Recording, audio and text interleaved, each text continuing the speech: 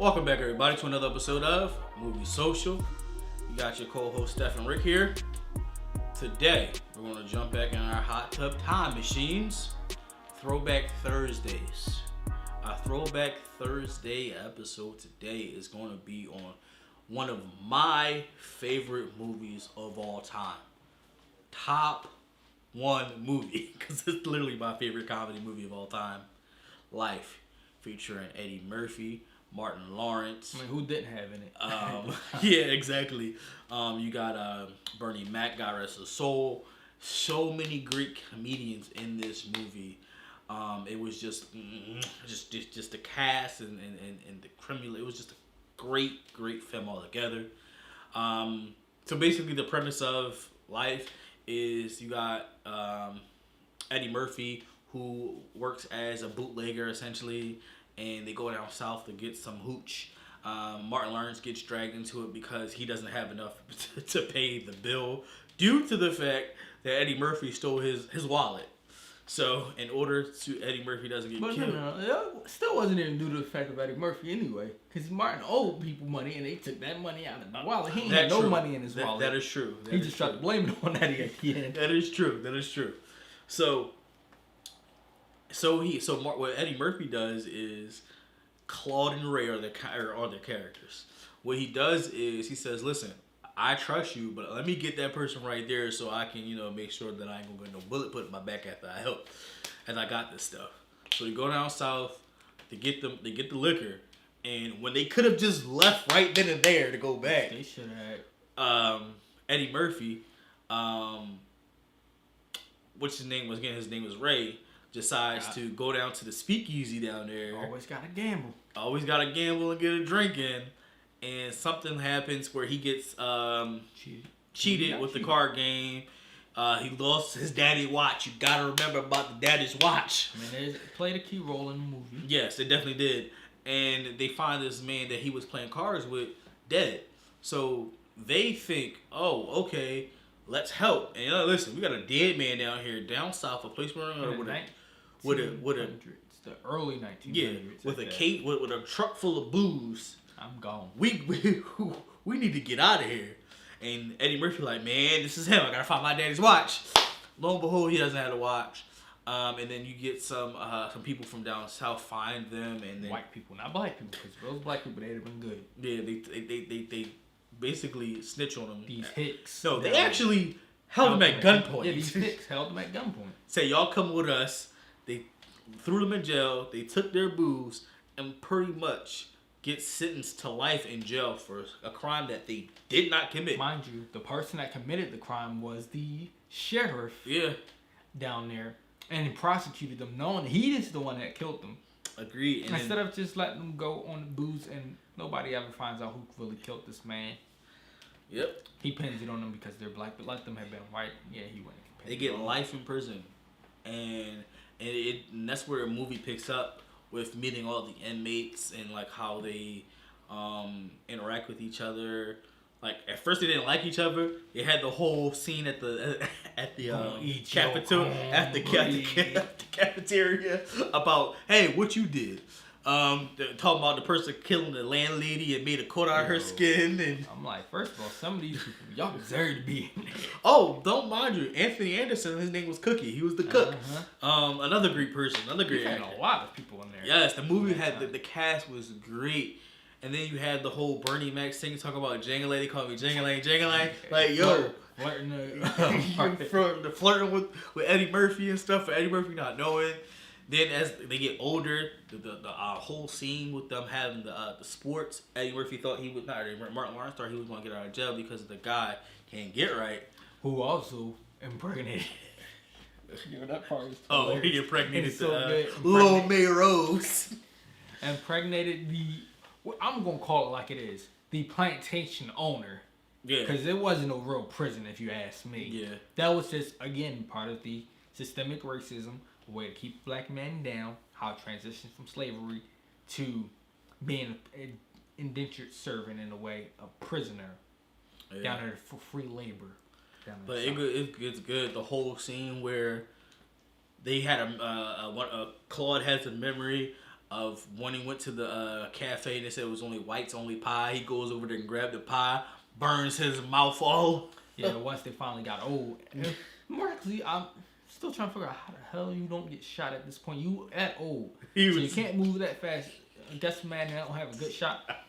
But let's break down for a moment the black man holding the gun against them. I'm like, first of all, I don't care. No, man. You a black man. That's how some people are. I know exactly what you're about to talk about. You not no house slave. This is past slavery now. Yeah. You had the opportunity to free all your people right there. Y'all could have got away. And that you just gonna point the gun at them. They always do that, man. And then Samuel Jackson type of moment there. he burned his mouth on a pile so hot.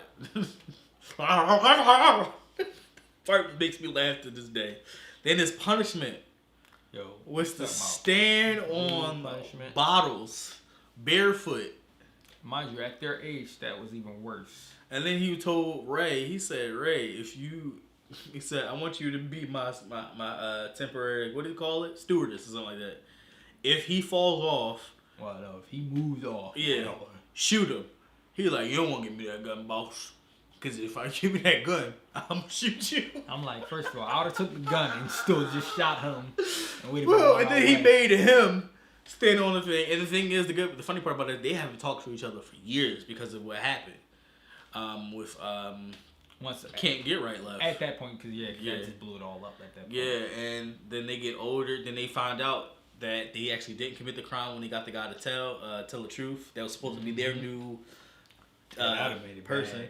That was a kind of a sad moment where they thought this is just it for them, and they thought it was it for them. Then they get transported to another facility closer to the end. They got basically what happened at that point. The owner of the so-called prison plantation, my words, actually heard the confession that they didn't commit the crime, and that it was actually the sheriff who was about to be the new warden. Yeah. Commit the crime before the owner of the prison killed him. Then says he's going to get the person to do their parts the next day. But he goes to the bathroom, never comes out of that bathroom. Like Elvis. He came out the bathroom? No, they said he went in the bathroom. No, he came out just in a body bag. Come on, man. Just in a body bag. He went out like Elvis. Yeah, and then they go to another. They went to another man, and then to me, that whole upper room scene had me in tears, man. What you gonna do? What am I in the upper room? Martin, the only one that ain't doing anything good. Yo, he like, listen, when you die before me, because if you die before me, I'm gonna bust up in that thing like the upper room. That part was hilarious. And eventually, man, they have a scheme. Martin comes up with a scheme for them to get out of jail, man. And it was finally a smart one. Yeah, and boom, they actually got out, which was pretty dope, man. Yeah, that part was good, seeing them out. But it just, to me, more to the story of how the world is, and it's always been towards black people, how we're treated unfairly, sent to jail for these long extended terms for crimes we've never committed, or even if we did commit a crime, it's a crime that a white person would get a slap on the wrist for, but we're getting our whole lives thrown away for it. It's injustice. Facts. I mean, right now you still have a man who's in jail for life for stealing a pair of clippers. A pair of clippers. A white man has committed far greater crimes and have gotten lesser sentences for that. Great. Like, this country really needs to get it together, or we need a new government, tear down this government, and replace it with people that are actually going to do right for everyone in this country. That's how the movie made me feel. It's one of those kind of movies. Still funny as all. It's funny, but it draws on heartstrings to me. But see, you know what? To everything. Here's another thing real quick before we go. The movie, I think, came out like 98, 99. Something. What, 99, 2000, one of them two. Something like that. But here's the thing. Then, the movie would be seen as lighthearted. Yeah. I mean, things were bad in 99. Things were the same then as they are now. It just wasn't publicized as much then because you didn't have social media, you didn't have the internet going wild like this. Yeah. Now, like you do now. Yeah, which is what makes it seem like a. But man, all in all, I mean, we all know this is a classic movie. Of course, one of my favorite some movies. Of the greater actors of their time Yes. in there. Yes. And you had people like we said, Anthony Anderson, who I'm not gonna say was just starting, but compared from there to now. Oh yeah, I mean his career has taken off greatly now from them. I mean back then you would only see him in things like B-roll movies like Malibu's Most Wanted, Barbershop. Yeah. And then Life, things like that. He wasn't in like as center stage main character for any kind of movie, big blockbuster movie until now. TV series, things like that. Yes, which Blackish to me is awesome, but of course. But all in all, it was a great movie. I mean, you've got iconic lines from that movie that people still say now. Yes. And of course, the biggest one would be the cornbread scene. Yes. Of all. But what was your favorite part of Life? How does Life make you feel? Let us know in the comments below.